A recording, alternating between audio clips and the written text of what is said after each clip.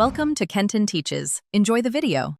You start by opening the Layout tab and going straight to Margins. Do it now. Click a preset to see immediate changes. This is speed over guesswork. Once done, choose Custom Margins if you need exact values, like 1 or 0. 5, and pick Apply to Whole Document or this section. This step sets printable area and reader comfort and explains why margin size affects line length and readability. Make sure to check headers and footers after changing values. Next, you adjust headers, footers, and sections so text and pagination stay consistent. If your document has a title page, enable Different First Page. That prevents your header from shifting. For multi-section docs, insert section breaks before changing margins so only one section changes.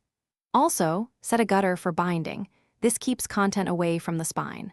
Once adjusted, preview and print layout and use Print Preview. This shows why those small distances matter for printing and trims.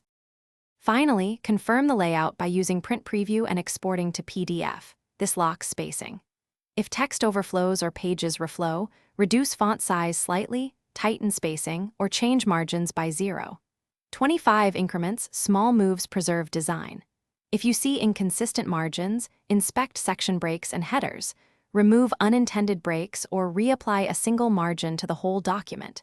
If problems persist, reset margins to normal and reapply custom settings. That often fixes. Thanks for watching. Please subscribe if this video was helpful.